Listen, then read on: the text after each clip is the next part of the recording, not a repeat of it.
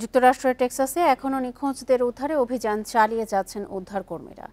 Guadalupe নদীতে ভেসে যাওয়া ব্যক্তিদের খোঁজেও চলছে অভিযান। বন্যার সময় বেশি ক্ষতিগ্রস্ত হওয়া এলাকাগুলোতে আরও আগে সতর্কতা জারি করা যেত কিনা তা নিয়ে প্রশ্ন তুলেছে অঙ্গরাজ্যটির কেরভিল কাউন্টির কর্তৃপক্ষ। বান্ডেল থাকলে প্রতি সেনমানিতে টাকা বাঁচবে। বিকাশ সেনমানি বান্ডেল কিনে জিতুন প্রতি লেনদেনে। এদিকে উদ্ধার অভিযানে সহায়তা করতে মেক্সিকো থেকে বেশ কয়েকটি স্বেচ্ছাসেবক উদ্ধারকারী দল টেক্সাসে পৌঁছেছে। এখন পর্যন্ত টেক্সাসের বন্যায় 6 কাউন্টি মিলে প্রাণহানি বেড়ে দাঁড়িয়েছে 120 জনে।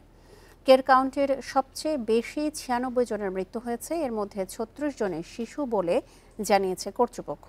এছাড়া এখনও নিখোঁজ রয়েছে 173 জন। ক্ষয়ক্ষতি হয়েছে বহু পশু পাখিরও।